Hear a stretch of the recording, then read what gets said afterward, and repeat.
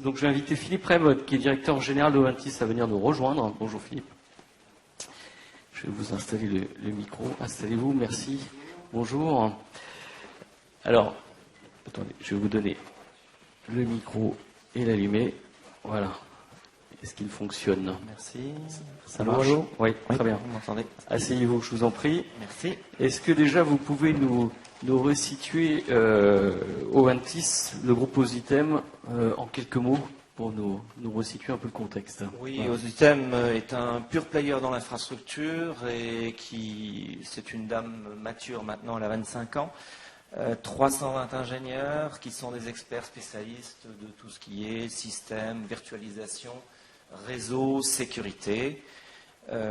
Et Oventis est sa petite sœur, donc et fait partie du groupe Ositem, et plus centré sur les métiers du cloud, des services managés, avec des clients donc pour le groupe qui sont autant des grandes sociétés bancaires ou industrielles que d'entreprises de taille intermédiaire qui externalisent un petit peu plus facilement.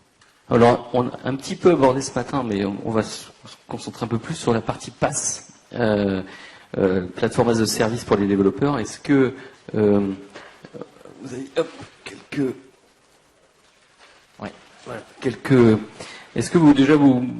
qu'est-ce que vous percevez sur le marché, sur le développement justement du PaaS, et quels sont un peu les différents atouts pour les développeurs? Alors le PaaS se développe à une vitesse relativement importante. Déjà peut-être définir ce que c'est que le PaaS, le rappeler en quelques minutes. Donc voici le modèle cloud bien connu, que vous avez tous en tête. On a abondamment parlé toute la matinée de tout ce qui était IaaS, donc cette pile-ci. Donc cette pile a un système de virtualisation qui sépare la partie client de la partie fournisseur. Ça a eu le mérite, cette couche de virtualisation a le mérite de convertir et de sortir des problématiques matérielles. Toutes les DSI en sont sortis de ces problématiques matérielles. Ça a été un grand bonheur pour l'informatique. À côté, nous trouvons la pile PaaS, et cette fois, cette couche de virtualisation, on va la retrouver au-dessus du système d'exploitation. Au-dessus du système d'exploitation, ça permet pour les développeurs de fournir des environnements de développement clés en main, prêts à servir donc, pour créer des applications. Est-ce que vous voyez se développer un peu justement le PaaS sur le marché chez vos clients? C'est quelque chose qui est en train de pousser? Oui, c'est une demande extrêmement forte, puisque les entreprises ont besoin d'être de plus en plus agiles, et donc donner de la liberté aux développeurs, c'est devenu une préoccupation importante. Les directions des études, les directions des métiers sont extrêmement demandeurs pour pouvoir provisionner eux-mêmes leurs environnements de développement.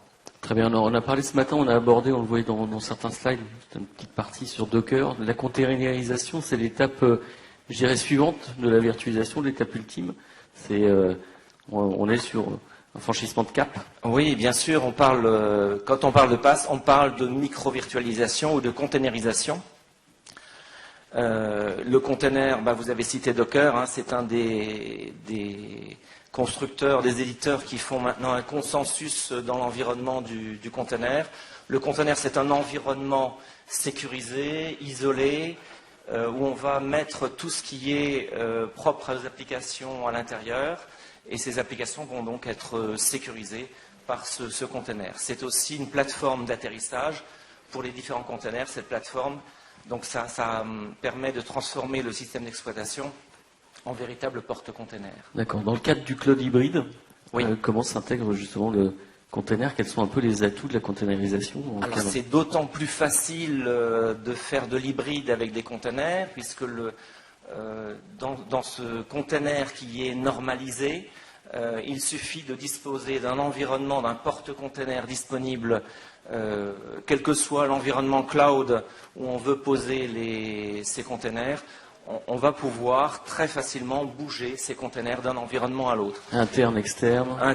Externe. Fournisseur de cloud à un autre. Voilà, et en fonction des critères de choix qui peuvent être ou financiers, bien évidemment, ou des critères géographiques pour positionner les containers au plus près des marchés, diminuer les temps de latence, des critères d'exploitation pour donner à exploiter ces containers à des spécialistes qui sont là en 24/7 par exemple, ou des critères de sécurité, parce qu'on ne souhaite pas forcément avoir tout le trafic web, institutionnel ou différents trafics, on ne souhaite pas forcément les accueillir en interne. Très bien. Vous aviez un autre slide peut-être, je vous ai peut-être coupé.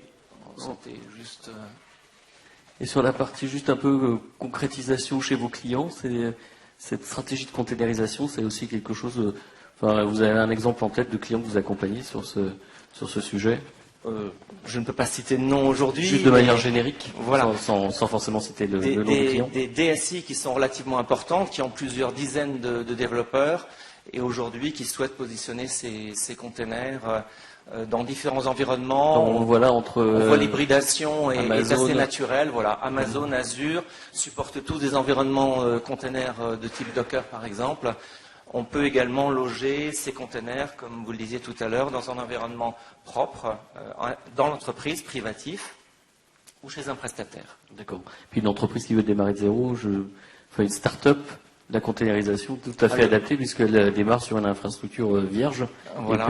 et peut rapidement monter en puissance à travers la containerisation dans le cloud. Absolument, absolument. Et on peut aussi noter dans les avantages du container, la containerisation, le prix de démarrage de l'objet container. L'objet container, le serveur, ça démarre à 1 centime de l'heure. Donc on est à peu près 50 fois moins cher que le prix de la VM. Et c'est quelque chose qui est tout à fait propice à la croissance, à l'élasticité, le container. On peut lui donner de la puissance, on peut lui enlever de la puissance, il est totalement élastique, il va s'adapter à la demande. Et donc on a, de par là même aussi, une véritable facturation à l'usage, puisque la nuit, les containers qui dorment vont être réduits à leur plus simple expression, alors qu'en journée, pendant les périodes de trafic, ils vont croître, ils vont se multiplier, et ils vont bien sûr s'adapter, récupérer la puissance qu'il faut et s'adapter à la demande. Et on réconcilie ainsi les équipes de développement avec la prod des infra. C'est la paix entre les équipes de développement et les équipes de production, effectivement. Très bien, Philippe. Merci à vous. On peut vous applaudir. Merci.